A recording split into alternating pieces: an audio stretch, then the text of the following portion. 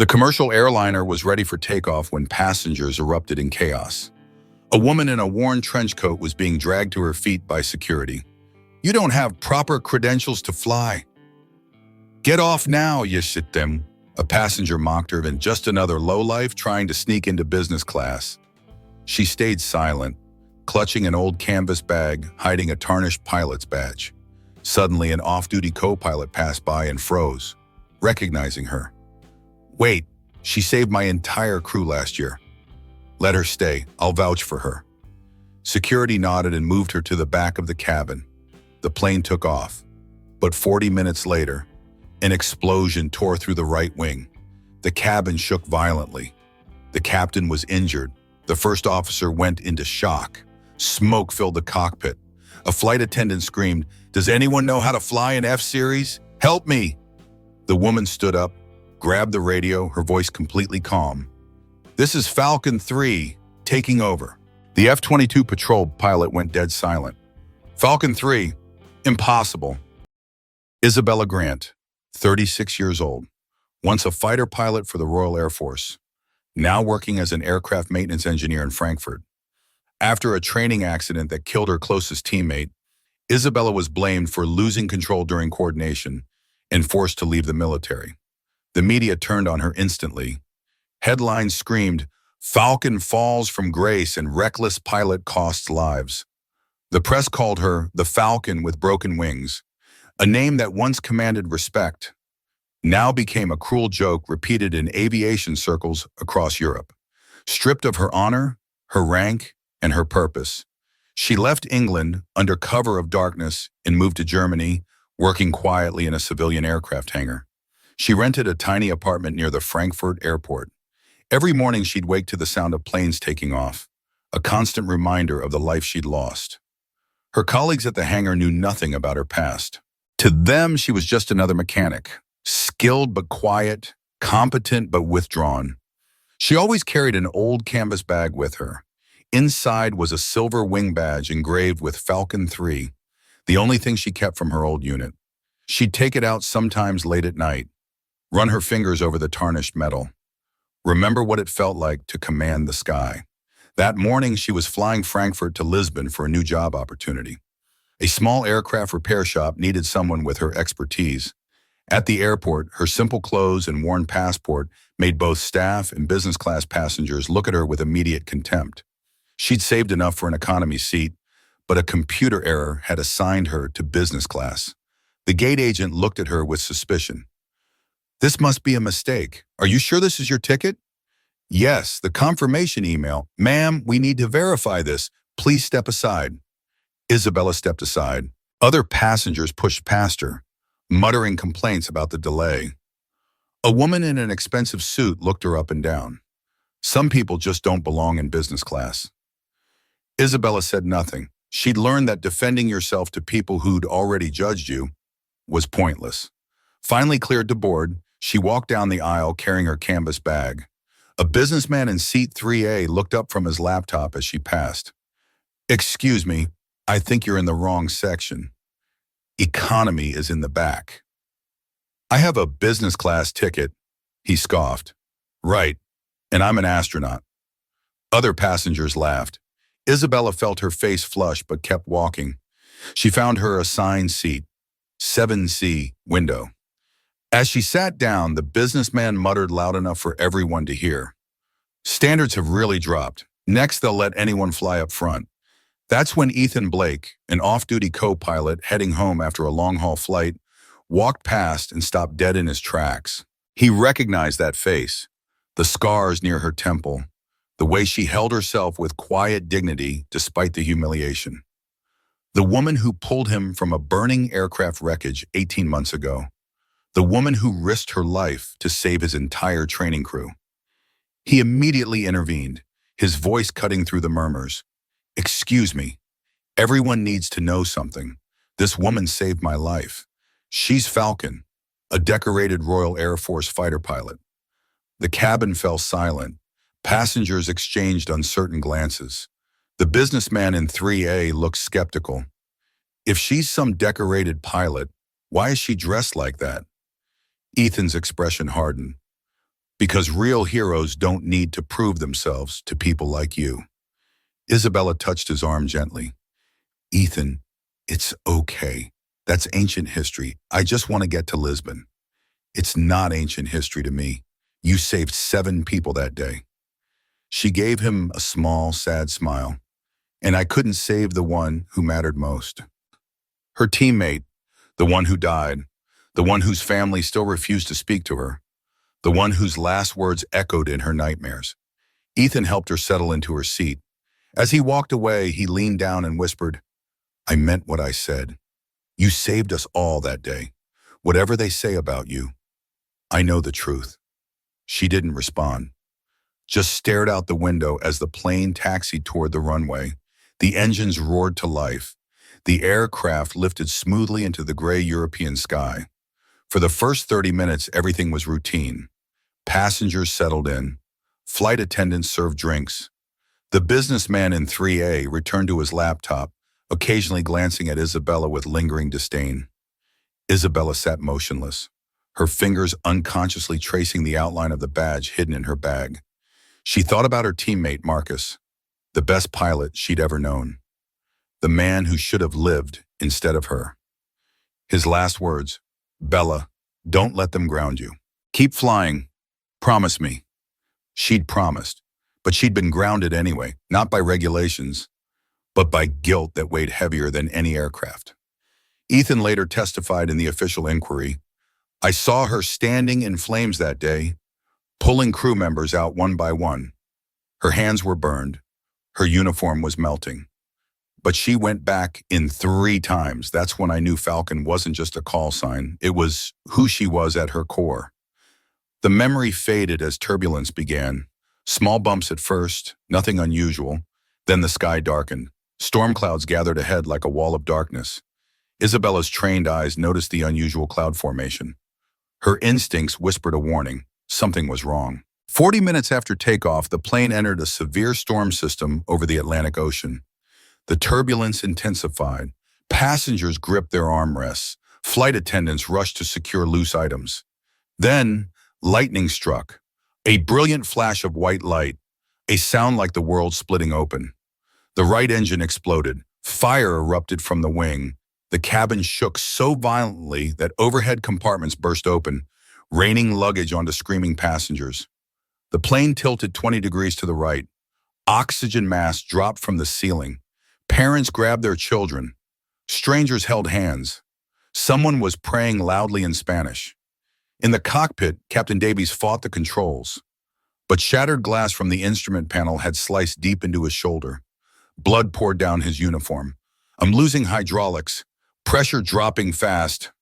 The first officer, young and inexperienced, was hyperventilating. His hands shook so badly he couldn't work the controls.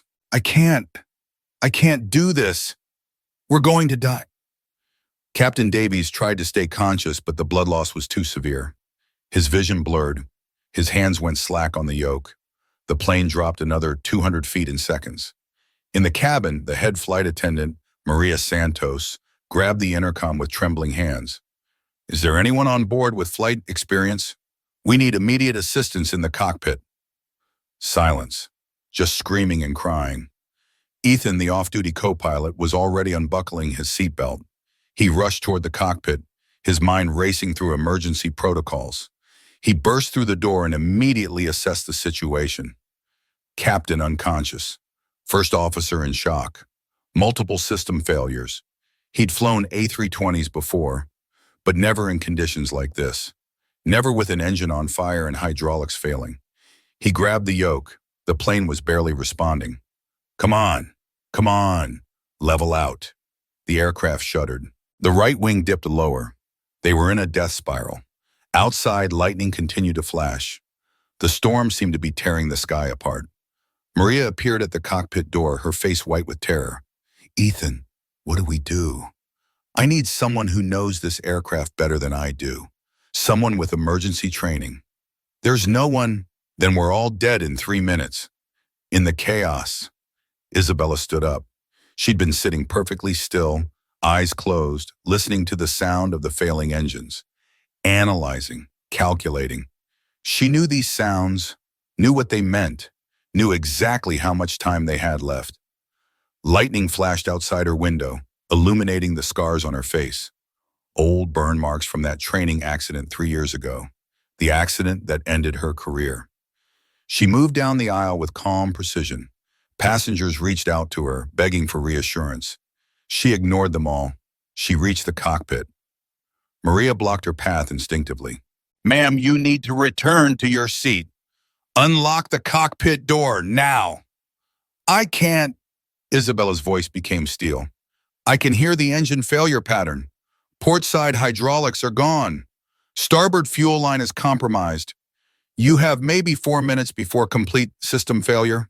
Unlock the door." Maria stared at her, then at Ethan, who had turned at the sound of her voice. Ethan's eyes widened with recognition and desperate hope. "Let her in." The door unlocked. Isabella stepped into the cockpit. She took in everything instantly. The unconscious captain, the panicking first officer, the failing instrument panels. Ethan started to explain. "You flew F-18s, but this is an A320, and I don't know if the core principles are the same. Move aside." Her voice left no room for argument. She slid into the captain's seat. Her hands moved across the controls with muscle memory that never faded, even after 3 years, even after everything. Fuel system 1 through 3, Uni shutting down to prevent fire spread. Thrust reverse on operational engine. Engaged. Stabilizing trim. Compensating for asymmetric thrust. Her voice was absolutely calm, like she was doing a routine training exercise instead of fighting to save nearly 200 lives. The plane began to level out. The violent shaking decreased to a manageable tremor. Passengers in the cabin stopped screaming. An eerie quiet fell over them as they realized something had changed. Maria stood at the cockpit door, tears streaming down her face. "Oh my God, she really is a pilot." Isabella didn't acknowledge her. She was completely focused on the instruments, reading every gauge, anticipating every system response. "Ethan, I need you to manually adjust the flaps. The hydraulic system is failing, but we can still use the mechanical backup." He obeyed immediately, his hands moving where she directed. "Current altitude? 22,000 feet, descending at 400 feet per minute. Good, we need to maintain controlled descent. If we drop too fast, the remaining engine will flame out." She adjusted the throttle with microscopic precision. Every movement calculated. Every decision instant. The injured captain groaned, regaining consciousness. Blood covered his uniform. Who's flying my plane?" Ethan answered without taking his eyes off the instruments. "Someone who knows exactly what she's doing. Captain, just stay still." Isabella's hands never stopped moving, adjusting, compensating, fighting the damaged aircraft with every ounce of skill she'd spent 2 decades building. The first officer had collapsed in his seat, conscious but useless. Isabella ignored him. Outside, the storm continued to rage. But inside the cockpit, there was only the sound of her breathing and the steady stream of commands. Then the radio crackled to life, a voice from ground control, distorted by static. "Unidentified aircraft. Oh, you are significantly off your designated flight path. State your status immediately." Isabella grabbed the headset. "This is Commercial Flight 742. We have lost primary engine function and sustained major structural damage. Requesting emergency landing clearance." Long pause. Static. Then, "Flight 742 confirmed. Divert to Shannon International Airport. Bearing 270. Emergency crews are being notified and will be standing by." Isabella looked at the fuel gauge, at the damage reading scrolling across her screen, at the storm system that stretched between their current position and Shannon. Her jaw tightened. "Negative, ground control. We will not make Shannon. I'm bringing her down at the nearest available military airstrip." "You are not authorized to." "I don't need authorization. I need a runway long enough for emergency landing. Now give me coordinates or I'll find one myself." Silence on the other end. Maria Santos wrote in her official incident report, "I have worked as a flight attendant for 16 years. I have never seen anyone remain that calm under pressure. When she gave orders, everyone obeyed instantly. It felt like we had a real military commander in that cabin. For the first time since the explosion, I believed we might actually survive. The passengers watched through the cockpit door. This woman they'd judged, this woman they'd mocked. She was saving all their lives. Ground control lost primary contact with the aircraft. It drifted into unmonitored airspace, 120 kilometers from the nearest coastline. Isabella made the decision in seconds. Ethan, open emergency military frequency, channel 77 Bravo. That's restricted. Open it. He hesitated only a moment before complying. The frequency crackled to life. Isabella transmitted their call sign and position. But something unexpected happened. The aircraft's transponder automatically registered her old military designation, Falcon-Three, a code that had been deactivated 3 years ago, a code that should no longer exist in any system. UK Air Traffic Control's military division immediately responded, their tone sharp and suspicious. Attention unidentified aircraft. The call sign Falcon-Three has been permanently removed from active duty. Confirm your identity immediately or you will be treated as a potential threat. Isabella's hands tightened on the yoke. She glanced at the fuel gauge. 7 minutes, maybe 8. No time for bureaucracy. Her voice cut through the static like ice. Ground control, there is no time for protocol verification. I am currently maintaining control of a severely damaged commercial aircraft with 179 souls on board. I need immediate navigation assistance and emergency landing clearance. Nothing else matters. Negative, we cannot provide assistance without proper... Isabella switched off the main radio. Ethan looked at her in shock. What are you doing? Something only a military pilot would know. She reached for the navigation light controls. Her fingers moved in rapid sequence, flashing the lights in a specific pattern. Morse code, but not standard emergency Morse. She was transmitting old RAF tactical protocols. Recognition signals that only active or former military pilots would understand. 3 short flashes, 2 long, pause, 3 short again. A distress code followed by a squadron identification sequence. At higher altitude, 40,000 feet above them, 2 F-22 Raptor fighter jets were on routine patrol along the Atlantic defense perimeter. Lieutenant Commander Jackson Hayes was leading the formation. His radar operator suddenly called out, "Sir, I'm picking up an unusual signal pattern. Navigation lights, transmitting in tactical code." Hayes checked his instruments. Origin? Commercial aircraft, approximately 30,000 feet below us. But sir, the code is RAF, Old Squadron Recognition Protocol. Hayes felt his pulse quicken. What squadron? Falcon Squadron, sir, and the personal identifier is Falcon-Three. Hayes went very still. Every military pilot in NATO knew that call sign, knew the legend behind it, and knew that Falcon-Three had been dishonorably discharged 3 years ago. He opened the emergency channel. Unidentified aircraft transmitting tactical recognition codes. You are using restricted military signals. Identify yourself immediately. Isabella's voice came through, steady and clear. Raptor Flight, this is Falcon-Three. I am commandeering emergency frequency to request navigation assistance. I have a damaged civilian aircraft with catastrophic engine failure. Hayes recognized something in her voice, the unshakable calm, the precision of speech.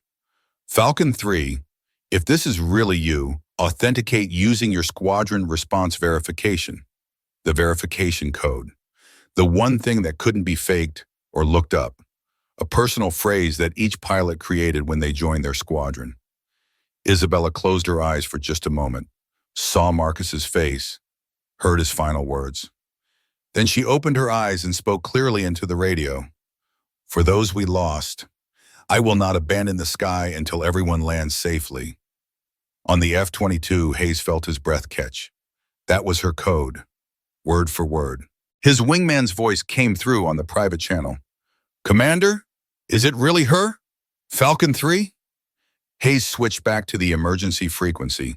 His voice had completely changed, no longer suspicious, now filled with recognition and respect.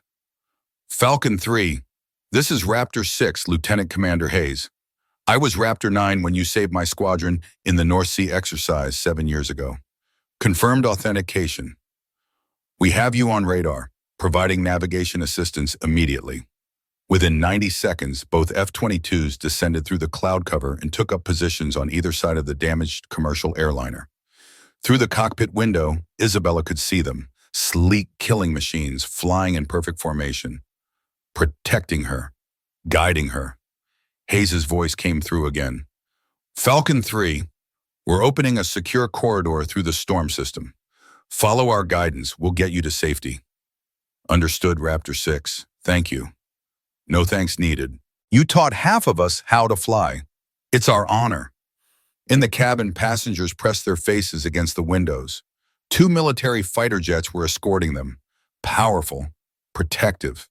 A child asked her mother, "Who is that woman? Why are those jets helping us?" The businessman from seat 3A sat on the floor now, his expensive suit crumpled, his laptop forgotten. His eyes were red as he watched Isabella through the open cockpit door. She never looked back, never acknowledged anyone. Her entire focus remained on the instruments and the fighter pilots guiding her through the storm. Ethan sat beside her, following her every instruction. Isabella, those pilots, they know you. They respect you. They knew who I used to be. You're still her. You never stopped being Falcon. Falcon died 3 years ago with Marcus. No, Falcon is saving 179 people right now. The fighter jets guided them toward an emergency landing site. Hayes transmitted coordinates. Isabella's eyes widened when she saw the location. That's RAF Falcon-Heath. Affirmative. It's the closest suitable runway. And Falcon-Three? It's your old base.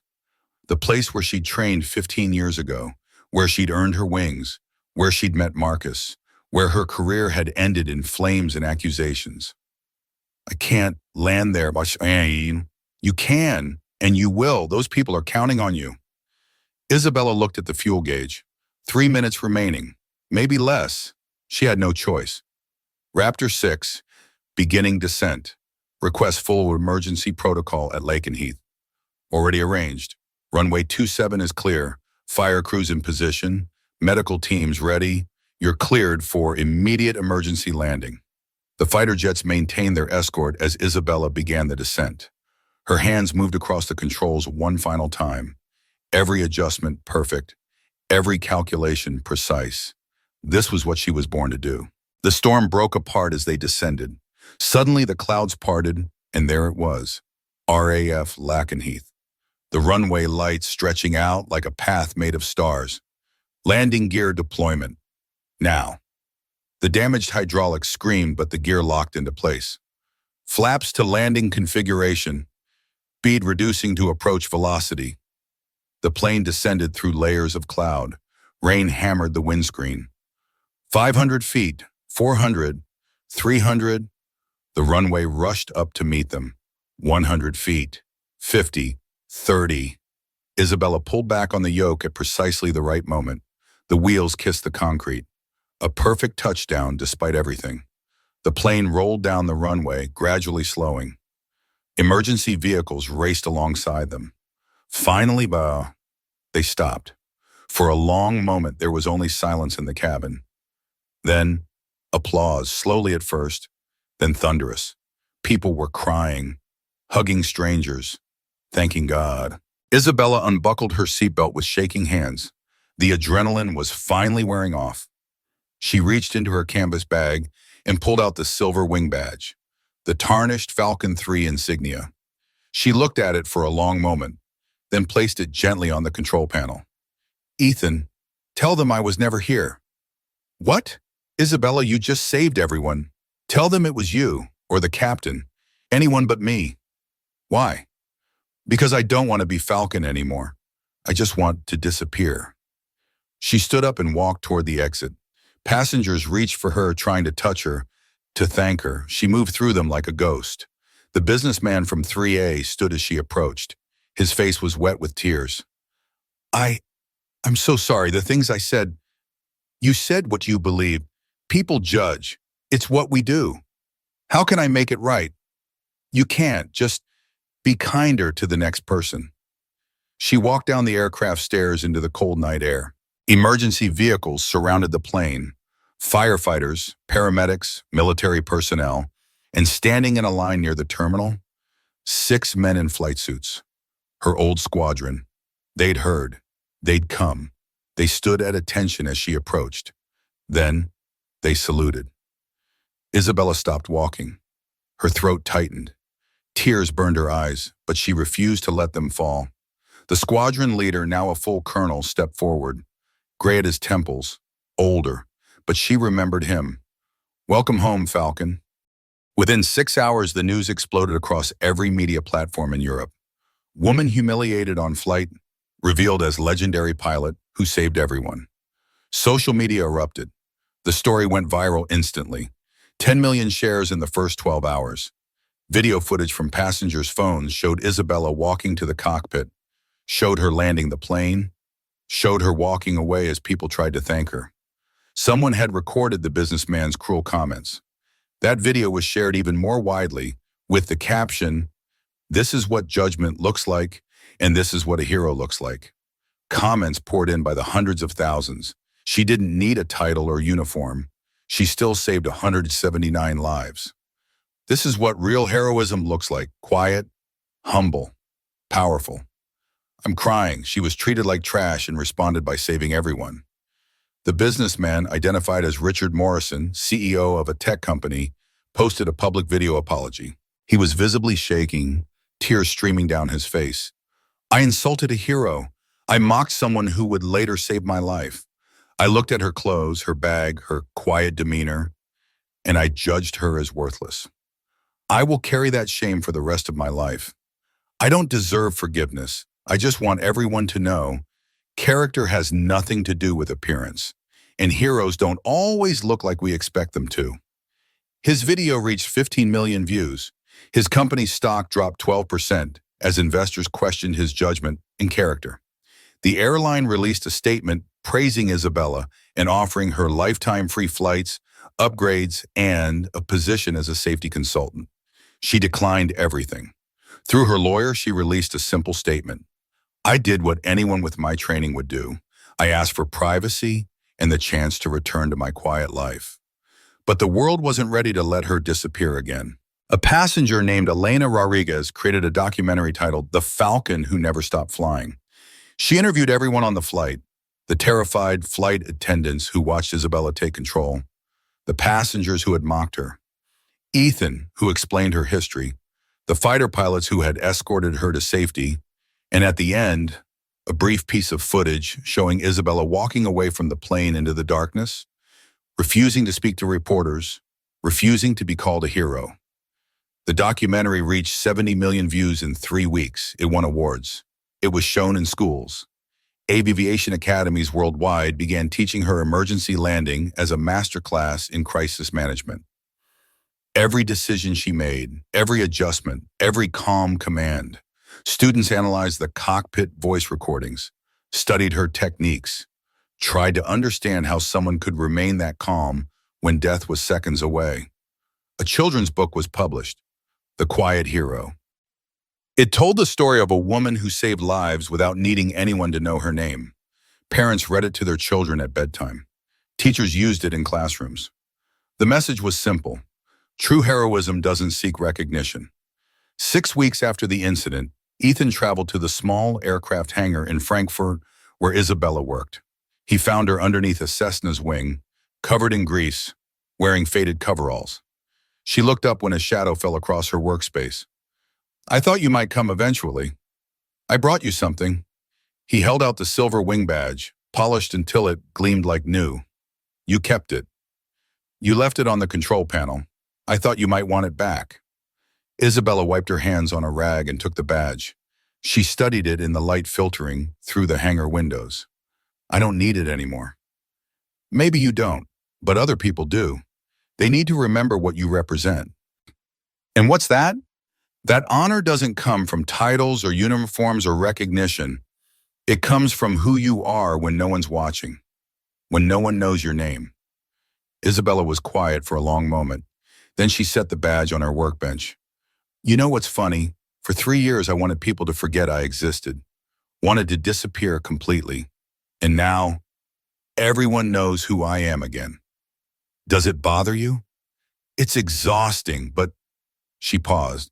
I got a letter last week from a 13-year-old girl. She wants to be a pilot. She said, she said that I showed her that you don't have to be perfect to be worthy, that making mistakes doesn't define you, that getting back up does. Ethan smiled. That's worth being recognized for. Maybe. 3 weeks later, a flight training academy in Hamburg hung a large photograph in their main instruction hall. It showed Isabella in the cockpit during the emergency landing, her face calm, her hands on the controls, captured by a passenger's phone camera. Beneath it, a brass plaque read, Falcon-Three. Dushin, she taught us that true honor needs no recognition, that courage is quietest in the bravest hearts, that the sky doesn't care who you used to be, only what you choose to become. Students would stop and stare at that photo every day. Some would take pictures. Many would stand in respectful silence. A teenage girl applying to the academy pointed at the image and asked her instructor, "Is she real? Did this really happen?" The instructor nodded, every word, and she's still out there somewhere, fixing planes, refusing to be called a hero, just doing what she was born to do. I want to be like her someday. The instructor smiled. Then focus on your training. Master your craft. And remember, the sky doesn't care about fame or recognition. It only cares about skill and heart.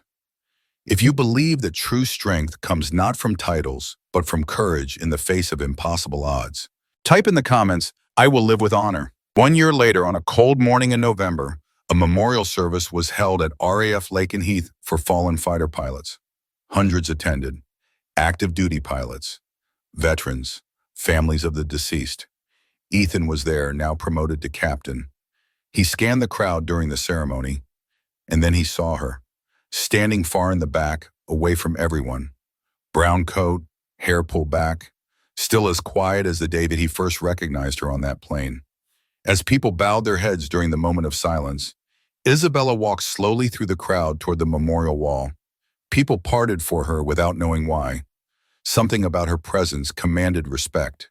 She reached the wall where names were engraved in black stone. Her fingers traced one name in particular. Marcus Webb, Falcon-2, died in training accident 2022. From her canvas bag, she pulled out the silver wing badge, the Falcon-3 insignia that Ethan had polished, the symbol of everything she'd been and everything she'd lost. She placed it gently at the base of the wall, beneath Marcus's name. A young boy, perhaps 7 years old, approached her quietly. "Excuse me, are you someone important?" Isabella knelt down to his level. "No, sweetheart, I'm just someone who knew some very brave people. My daddy says you're a Falcon. He says you're a hero. Your daddy is very kind, but heroes are the people who never came home. I'm just someone who's still here. Did you know my uncle? His name is on the wall." "What was his name?" "James Chen." Isabella's eyes found the name, 2 rows below Marcus. "I did know him. He was an excellent pilot, very brave. Can I be a pilot like him? Do you want to be?" The boy nodded enthusiastically. Isabella smiled, a genuine smile that softened her scarred face. "Then study hard, be kind to people, and never forget that flying isn't just about skill. It's about protecting the people who trust you with their lives." Overhead, a formation of F-22 Raptors flew past in perfect precision. They were arranged in the shape of the letter F, a missing man formation, a tribute to fallen pilots, a tribute to Falcon. The crowd looked up. Some saluted, others simply watched in reverent silence. Ethan walked over to Isabella as the jets disappeared beyond the horizon. "They did that for you. The whole squadron wanted you to know. You're not forgotten. I never wanted to be remembered. I know, but sometimes what we want doesn't matter. Sometimes our actions speak louder than our wishes." Isabella looked up at the clear sky where the fighters had been. Sunlight reflected off distant clouds, creating halos of silver light. "Marcus told me something once," she said quietly. "He said that the best pilots are the ones who understand that every flight is a promise to bring everyone home safely. even if it costs us everything. You kept that promise. I tried to keep it for him. I failed. No, you honored it every day since, and especially on that plane. Isabella was quiet for a long moment. Then she stood and brushed off her coat. Where will you go now? Ethan asked. She looked at him with those calm, steady eyes. Wherever people need someone who knows how to keep the sky safe. Will I see you again? Maybe. The sky is smaller than people think. She walked away through the memorial grounds, past the rows of names, past the gathered mourners, past the life she used to have. The silver wing badge remained at the base of the memorial wall. Sunlight caught its polished surface, making it shine like a beacon, a symbol of promise kept, of lives saved, of honor carried without needing acknowledgement. A young pilot in training picked it up carefully, then set it back down with reverence. Who was she? He asked his instructor. The instructor watched Isabella's distant figure disappearing toward the parking area. Someone who taught us that being a hero isn't about recognition or glory. It's about doing what's right when everything is falling apart. It's about staying calm when everyone else is terrified. It's about keeping promises even when the world has forgotten you made them. What was her name? Falcon-Three, that's all you need to know. The young pilot looked at the badge again, memorizing every detail. Then he stood at attention and saluted, a gesture of respect for someone he'd never met, for a hero who wanted nothing more than to be forgotten. But some stories refuse to die. Some names echo through history, not because they were shouted from rooftops, but because they were whispered with gratitude by those who lived because of them. Final symbolic circle, the silver wing badge resting against black memorial stone. Names of the fallen reflected in its polished surface. Above, clear sky stretching infinite and peaceful. A promise kept, a legacy that lives in silence. If you believe in stories that touch the heart like this one, leave a comment. And don't forget to subscribe to SN Touching Stories. We tell the stories that shouldn't be forgotten.